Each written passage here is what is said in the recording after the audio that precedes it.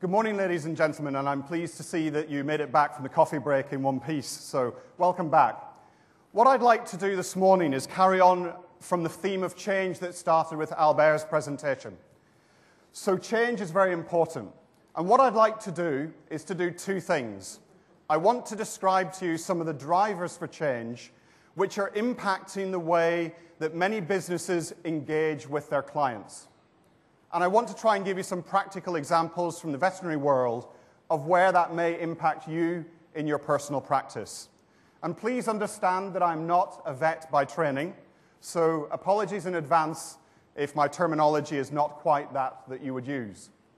I also want to give you some simple tools to help you consider how you can look at your business perhaps in a new light and work with the business consultants to see how things might shape for the future, and to prepare you for that future, which inevitably will be much more complex than the one that we have today. So it would be very difficult to have a lecture on change or the opportunities in a changing world without referring to somebody like Charles Darwin. And many of you will have seen this quote before. It is not the strongest of the species that survive, nor the most intelligent, but the one most responsive to change. And this quote is so applicable to the commercial world as well as the animal kingdom. Recently, IBM did a survey of 1,500 executives in the private and public sector, published in May of this year. And it identified creativity as the most important leadership skill of the future. And the reason why that was identified by those chief executive officers from those companies was a recognition that the world is indeed changing rapidly, and those organizations were finding it hard to change. And within the practices that you have, you are much more agile than those companies. So I encourage you to embrace change as you see it, and to work and collaborate.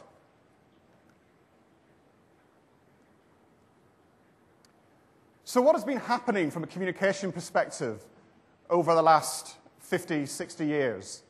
There's been a marked change. Two things have happened.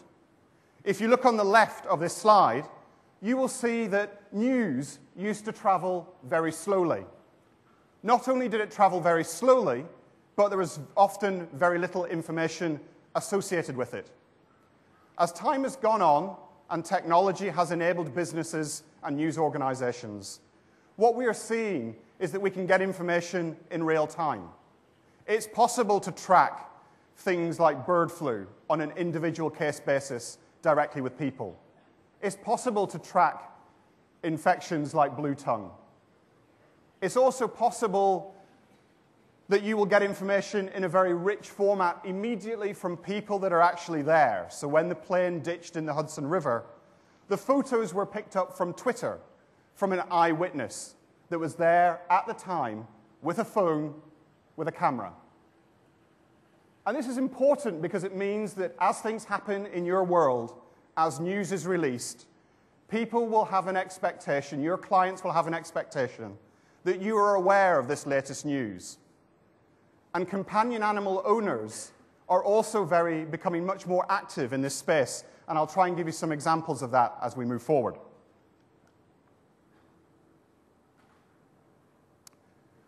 So the world is changing very rapidly. The world population is increasing. There's pressure on the food supply, sources of protein, and it's become a very complex, very connected world. An estimate last year said there was something like 1.4 billion email accounts. There's a lot of traffic, a lot of communication.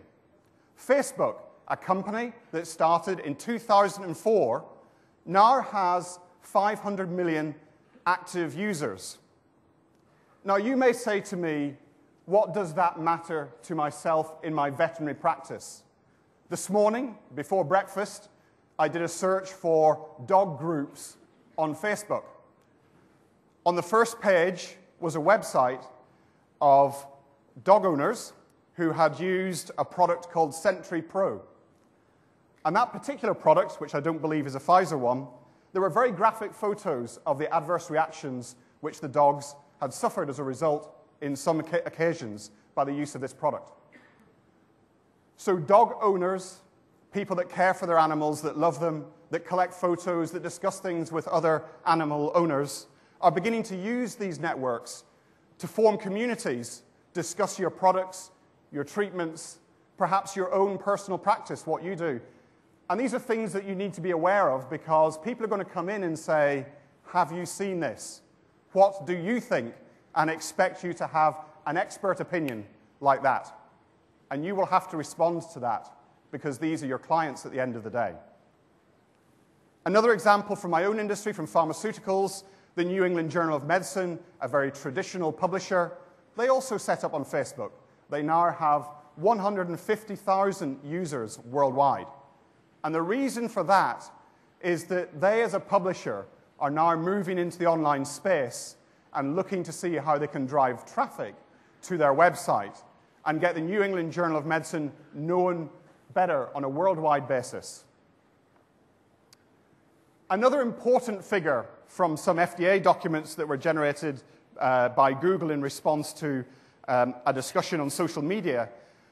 In December of 2009, there were 131 billion searches on the web. Over 80 billion originated from Google in 1 month. People are searching for information, and they're trying to find it from wherever they can get it. CNN, an article about a month ago, said that 6% of the web traffic originated from Google.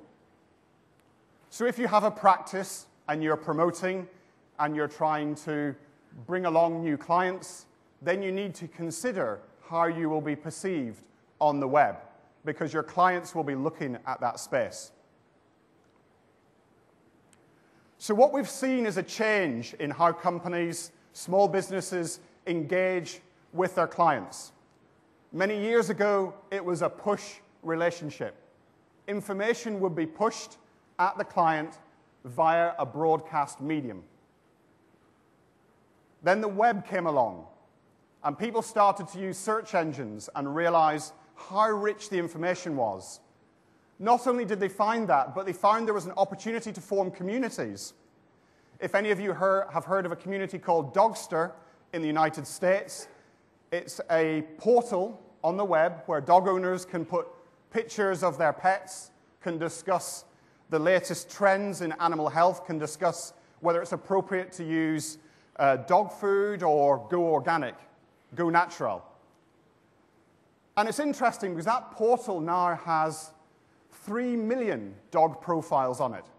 It has some 7 million registered users. And they are now beginning to look at how they make money from having the personal details of those people on their website. So Dogster, I'm sure, will begin to look at what other services they can provide within their community. And all of you in this room need to have an awareness of what is happening in your local market, in local language, because your business and the way your clients are engaging with you is definitely going to change.